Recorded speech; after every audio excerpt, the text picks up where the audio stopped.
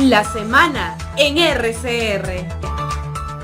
Vamos a tomar contacto, como es habitual, semana a semana con el doctor Gerbe Cuba García. Él es médico analista en política de salud pública, comentarista de opinión en el portal El Montonero y también comentarista habitual en RCR, Red de Comunicación Regional. Qué gusto saludarlo, doctor Gerbe Cuba, muy amable. Muy buenos días y un saludo a través suyo a todos los peruanos. Antes de comentar sobre un tema que está vinculado al sector salud, cuál es su especialidad, la emergencia sanitaria, el dengue y el enfoque comunitario, no puedo dejar de lado lo que está pasando en el país, ¿no? Y lo más inmediato es lo que ocurrió anoche, ¿no?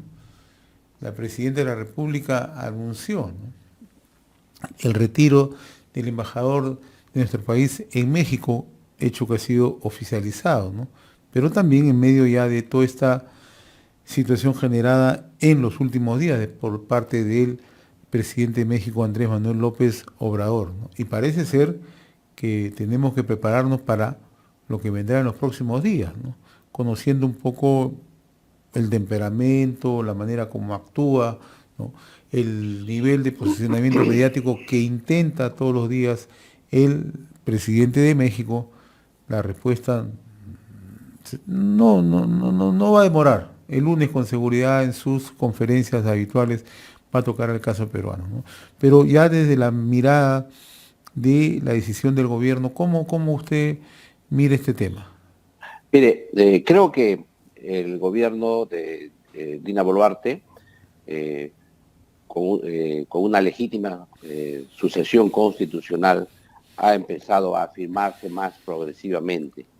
Y como es natural, cuando existen conflictos, tiene que haber una polarización. Recuérdese usted que siempre el presidente de la República en el Perú, y eso es tradición, digamos, siempre desde las campañas electorales oraliza. Y a veces los partidos políticos que están al interior, hacerles una polarización interna, los levanta, digamos, los haces mediáticos a los candidatos internos, y a veces los gobiernos prefieren polarizar con políticos extranjeros. Es el caso más notorio que recordemos fue cuando el expresidente Alan García polarizó con Chávez. No polarizó con los partidos afines a Chávez en el Perú, sino señaló claramente a Chávez que no se inmiscuya en los intereses, que no ingiere en la política interna de nuestro país.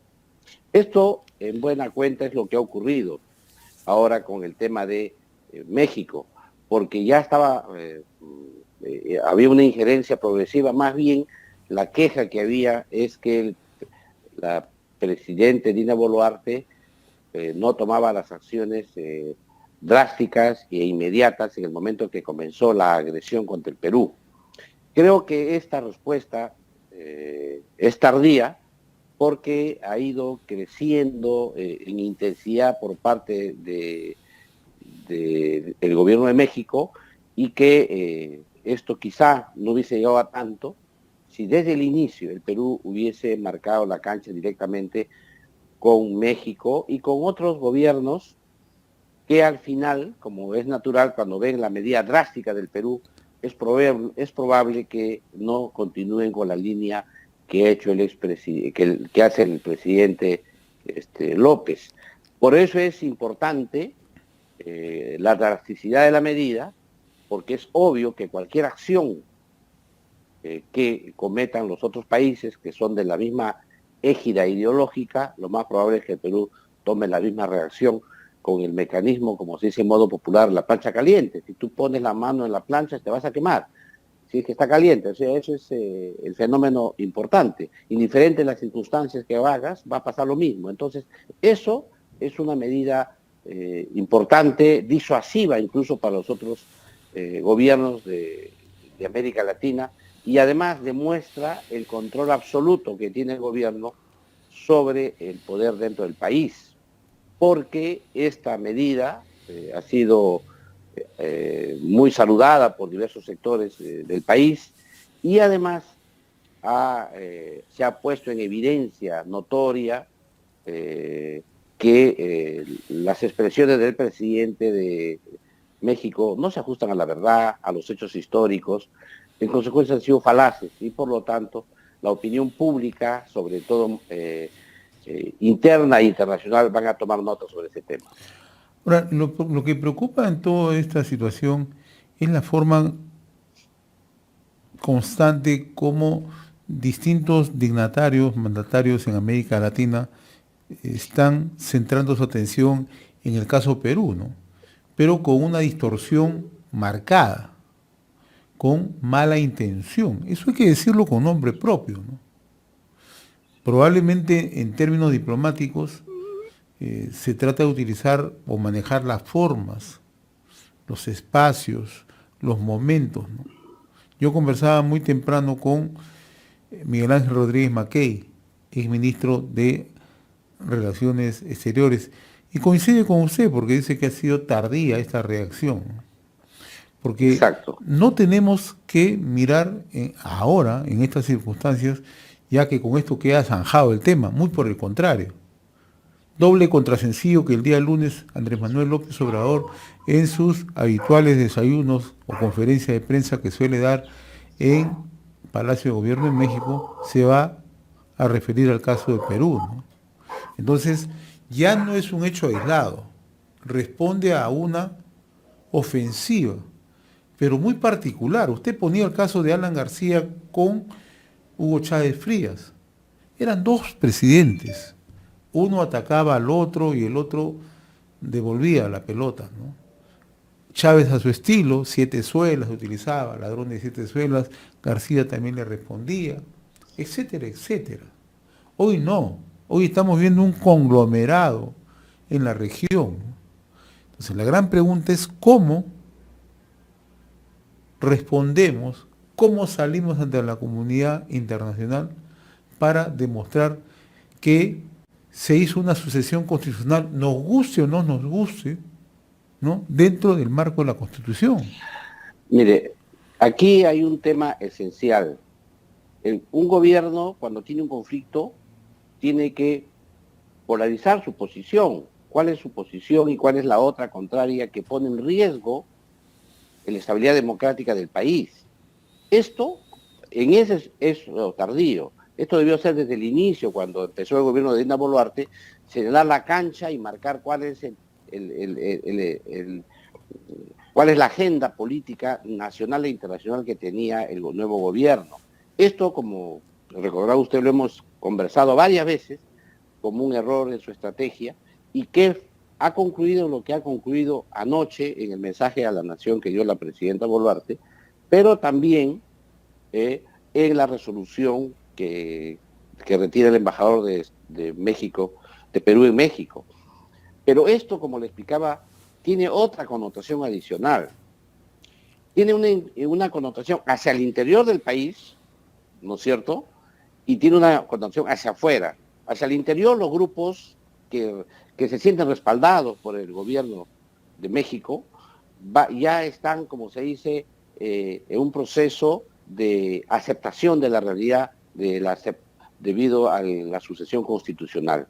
Y los países extranjeros se dan cuenta de que el gobierno peruano tiene el control absoluto de su territorio y de su posición en el concierto internacional y que no le va a ser fácil ingerir nuevamente en el país. Es probable que López mañana, pasado, tarde y noche pueda seguir hablando contra el Perú, pero los fueros internacionales van a ser los espacios en que el Perú se va a defender. Pero ya en el tema México ha quedado saldado porque el gobierno de México ha cometido un abuso total en la relación internacional. Primero, se siente él en la potestad de hablar por la Alianza del Pacífico y decir, señor, no me gusta ese gobierno, es un gobierno espurio, no le voy a dar lo que le corresponde, que es la presidencia pro tempore de la Alianza del Pacífico. Y en segundo lugar, no me gusta el gobierno, es un gobierno que, con una mentira histórica, se solidariza con el golpe dado por el expresidente Castillo al Perú y lo defiende e inclusive pide su libertad. Todos estos mecanismos distorsionan la relación sana que debe haber en el mundo contemporáneo. Pero hay algo más adicional aquí. Estos temas van ligados a otros áreas que el Perú ha tomado y que me parecen sumamente importantes. Son los fallos del Tribunal Constitucional que ha habido estos días, que refuerzan de alguna manera la autonomía del país. Y el otro tema son las medidas que se han tomado al interior de las universidades en el país, que esto es importantísimo, porque todos sabemos el gran rol que cumplen las universidades en el debate político a nivel nacional. Y por otro lado, también hay que señalar que el comportamiento de las Fuerzas Armadas y Policiales ha sido, a partir de todo este engranaje final, han sido impecables en el sur sobre todo, a pesar de que mucha gente reclamaba mucha más fuerza, etcétera, pero en modo progresivo ha ido encapsulando este movimiento insurreccional a tal punto que en modo progresivo el país va tornando a la calma en el sur del Perú. Pero por otro lado vemos otros aspectos, como por ejemplo el Carnaval de Cajamarca, que ha congregado más de 70.000 turistas con un gran movimiento económico de esa región, y vemos también progresivamente cómo se desenvuelve la economía en nuestro país progresivamente, y ahí viene el otro tema, que el Congreso de la República le ha dado facultades legislativas al Poder Ejecutivo para gobernar, para promulgar leyes, decretos legislativos en materia económica, de impuestos, etcétera, que son aspectos muy importantes que ha reclamado el gobierno y que son también consecuencia del diálogo que hizo la presidenta Dina Boluarte con los partidos políticos en el Congreso, porque eso le da al gobierno el respaldo político que requiere para gobernar. Doctor Cuba, yo quiero volver un poco al plano externo, porque sí me preocupa, porque en otros momentos, en otras situaciones, si hubiera ocurrido esto, los países de la Alianza del Pacífico hubieran fijado su posición, pero acá no. Acá todos están contra el Perú. Y ese es un hecho muy peligroso. Este es un hecho que invita ya no solamente a echarle una mirada, bueno, pues retiramos el embajador de Perú en México, mañana se puede tomar otra decisión muy parecida, ¿no? El problema es cómo se están estableciendo estas relaciones, ya no diplomáticas, sino políticas contra el país. Ese es el gran problema. Lo que sucede es que nuestra Cancillería tiene que ser creativa en varios aspectos, pero la principal de ella es el establecimiento de los nuevos bloques políticos en América Latina. Y aquí hay que señalar con toda claridad. Hay una reconfiguración de los bloques políticos en América Latina. La Alianza del Pacífico, que en su momento fue la alianza que generó el bloque de la economía de mercado, que era Chile, Perú, Colombia y México. Esto era una alianza sólida en la economía. Las economías más sólidas en América Latina. Más sólida de América Latina. Sin embargo, ha habido una distorsión en su composición debido precisamente a la elección de gobiernos que tienen otra mirada ideológica.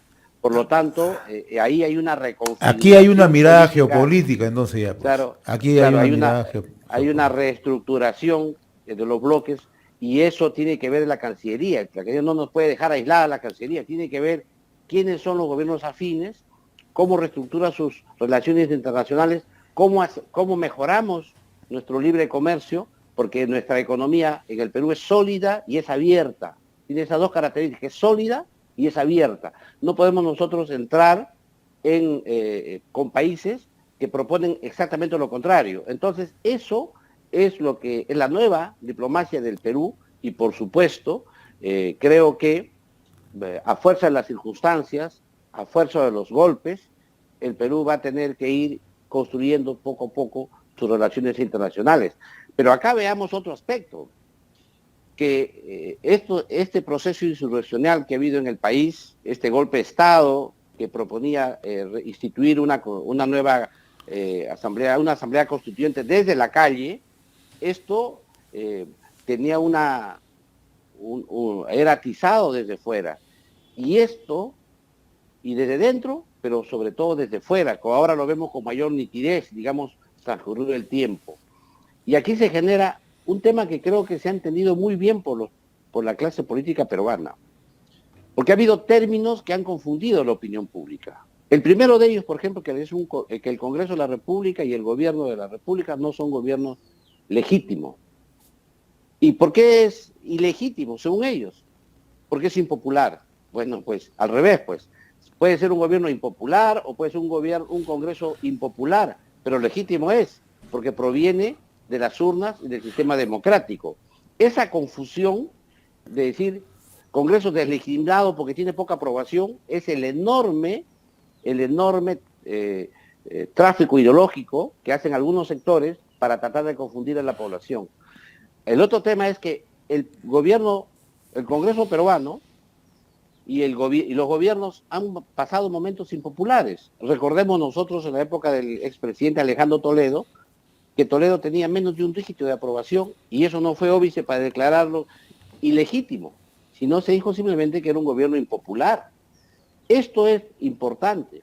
Por otro lado, también lo que hay que entender claramente es que el sistema electoral peruano actual es un sistema que de origen genera congresos impopulares, porque al haber una dispersión del voto, con bancadas muy pequeñas donde nadie obtiene mayorías, generas en la práctica que los congresos que llegan no generen en la mayoría de la población una aceptación, digamos, o por lo menos generen disconformidad.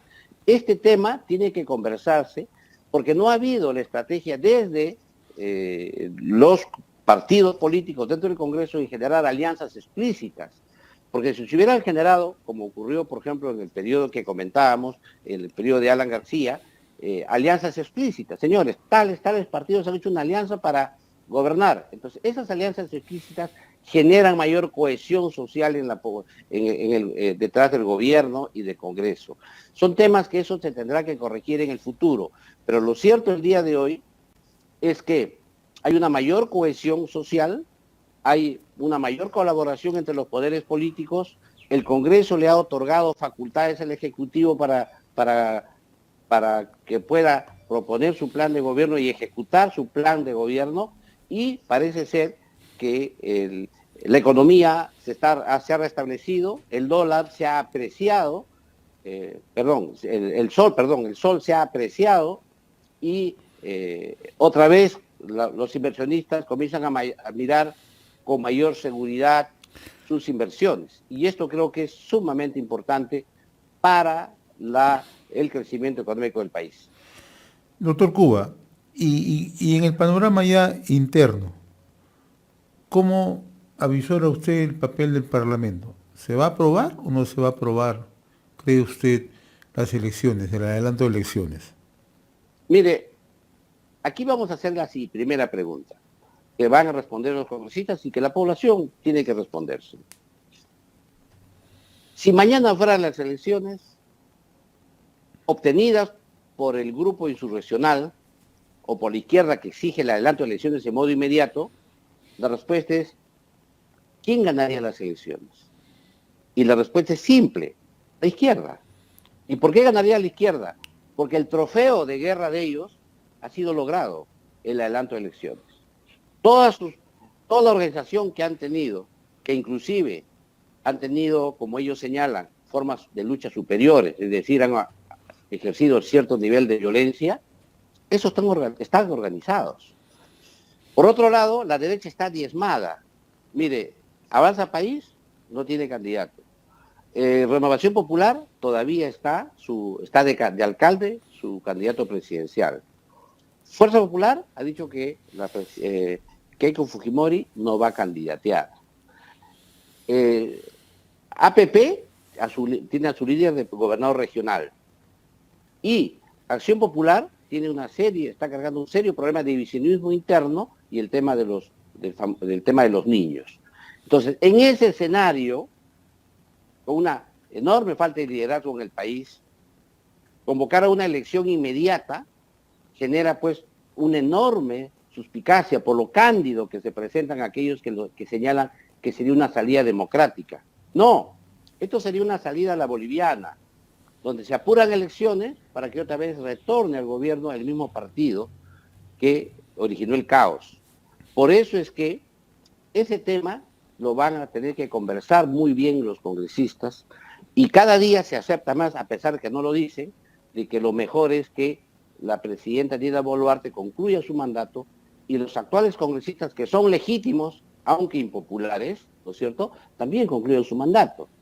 Porque además, cada día la misma población ha entendido que generar nuevas elecciones en las circunstancias en que está la clase política peruana, lo que va a generar más bien es inestabilidad, va a poner en riesgo las inversiones, van a caer las inversiones a mediano y largo plazo. Por lo tanto, esa es una discusión que se va a llevar a cabo y ya lo están tomando en cuenta los congresistas en el Congreso de la República. Por lo tanto, la pregunta que usted hace, ¿qué hará el Congreso? Lo más probable es que lo vea con cautela, por lo más probable es que estas ideas que he expresado yo a modo de interrogatorio de quién ganaría las elecciones si fueran inmediatas, ellos van a tener que darse cuenta que esa correlación de fuerzas permite más bien esa fragmentación que hay en el Congreso, generando buenas alianzas internas, podría darle muy buena gobernabilidad al Perú hasta el año 2026. Ahora, ¿y se puede controlar la calle en estas circunstancias? Ese es el otro problema. La calle, en estos momentos, ¿qué se ha visto? Ojo, se ha visto en la calle que el tema ideológico de la Asamblea Constituyente es muy incomprendido. Todavía. La gente no se ha dado cuenta de la gravedad del tema de la Asamblea Constituyente. Segundo lugar, cuando uno conversa con la gente y le dice, oye, pero ¿quién sería tu candidato? No tienen candidato. Y la misma gente dice, oye, pero no tenemos candidato, ¿por quién votaríamos? El tercer problema que existe actualmente con la calle es que hay reclamos pendientes. Y en ese sentido, creo que la propuesta hecha desde el Congreso hacia el Ejecutivo, otorgándole facultades al Ejecutivo para que haga todo un shock de inversiones en el país, sobre todo en el sur, focalizando por planes por cada una de las regiones, yo creo que va no a resolver, porque no vas a tener población conforme. Por lo menos lo que tienes que pensar es tener población no desconforme, gente que esté dentro del marco constitucional, con sus legítimos reclamos, pero dentro de los cauces democráticos de la solución de conflictos. Yo creo que eso va a ser el tema, salvo que, como es natural, ocurran algún desbarajuste mayor en el gobierno. Mire usted, al Congreso de la República durante la semana pasada y la anterior le ha llovido parejo. Le han sacado el tema del buffet, han salido el tema, un congresista preso, el Lurigancho, ha habido comentarios destemplados de algunos congresistas, etcétera, pero la calle no protesta, porque la calle se da cuenta que eso es parte de esta estrategia de juego de poder que hay para generar mayor impopularidad al Congreso de la República para luego decir, ¿no?, el sinónimo, ¿no? Es decir, no es impopular, es no legítimo. Y ahí ya cae la democracia porque no me representa, no es legítimo y por lo tanto hay que se vayan todos. Ese tema, la población se da cuenta, la población no es tonta, porque sabe perfectamente que lo que ha habido es una lucha por regresar al poder político de parte del movimiento político que lo ocupó a Pedro Castillo en el gobierno. Doctor, nos quedan los últimos 5 minutos y esta semana usted ha escrito sobre el tema que tiene que ver con el dengue, emergencia sanitaria y enfoque comunitario, ¿no? Y esta semana justamente fueron declaradas en emergencia más de 53 localidades en 13 regiones por el tema del dengue. ¿Qué es lo que está ocurriendo? ¿Se están tomando las medidas adecuadas o como siempre estamos fallando? Mire, aquí hay dos emergencias, para que la gente no se confunda. Una primera emergencia es la emergencia sanitaria por COVID, que el gobierno la ha prorrogado hasta el 25 de mayo. Eso es el COVID, eso continúa y probablemente continúe hasta que la Organización Mundial de la Salud levante el estado de emergencia a nivel mundial. Este es un primer tema. Pero el segundo tema es lo que ha pasado con el dengue. El dengue, como todos sabemos, los peruanos, es una enfermedad estacionaria y recurrente. Todos los años tenemos el mismo fenómeno de la aparición del dengue y para esto, como es natural, y hay presupuestos que se asignan y hay actividades que se asignan en modo anual, digamos, para cada una de las regiones. Aquí la pregunta es, si es que era pertinente o no que se declare en emergencia. Porque la declaratoria en emergencia implica la flexibilización de los procedimientos administrativos para la adjudicación directa, compras directas de bienes y servicios que se requieran, inclusive para el contrato de personal, sin los debidos concursos que se hacen para ello. Entonces, esto genera además un fondo adicional de dinero, que en este caso ha sido de 16 casi 16 millones y medio de soles, para que las regiones que ya tienen su presupuesto para luchar contra el dengue puedan mejorar, digamos, la lucha contra el dengue. ¿Cuál es la justificación? La justificación es que ha habido más de 9.000 casos de dengue, han muerto ya 15 peruanos, y en ese tema ese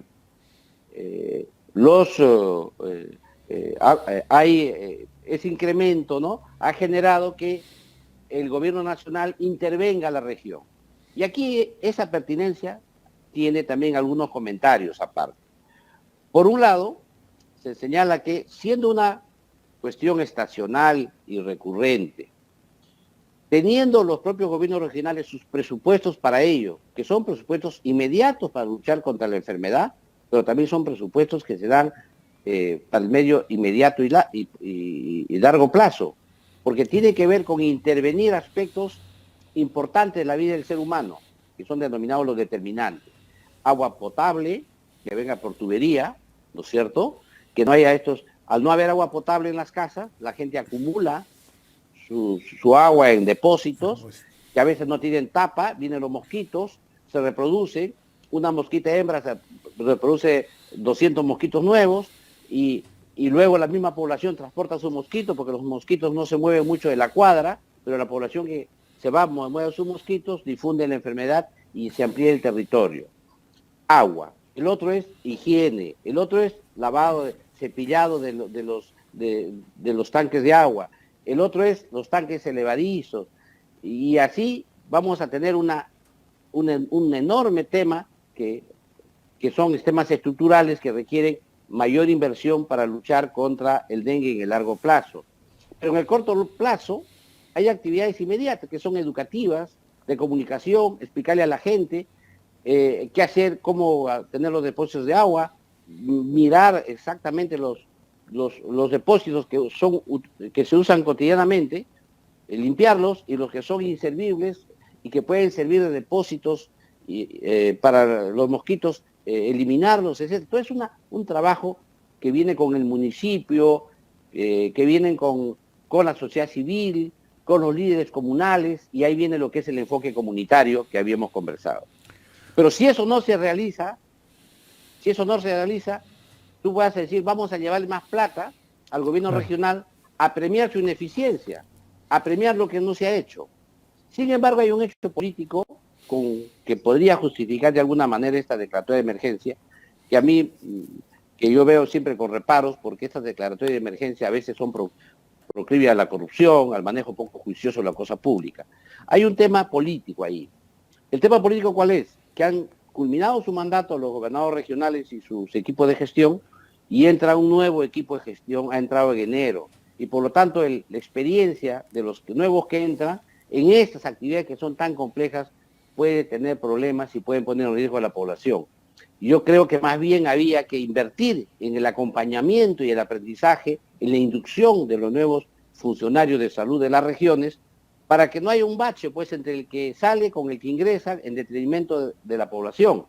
Sin embargo, eso que es importante no está en el plan de acción que declara la emergencia sanitaria. Lo que está en el plan de acción es lo que hablábamos, dar un poco más de dinero para las actividades que de por sí ya cada gobierno regional tiene. Sí es importante, ¿qué cosa? Que se trabaje en modo comunitario. No hay forma de resolver el problema, sobre todo debido a las grandes falencias estructurales que se tienen en esta región, en estos 53 distritos, para poder resolver si no se trabaja con la comunidad codo a codo. Muy bien, doctor Heber Cuba, como siempre muy reconocido, muy agradecido por esta comunicación cada sábado a través de La semana en RCR, Red de Comunicación Regional. Un gusto. Un abrazo, doctor, señor José Hernández. Un abrazo a todo el país también. La semana en RCR.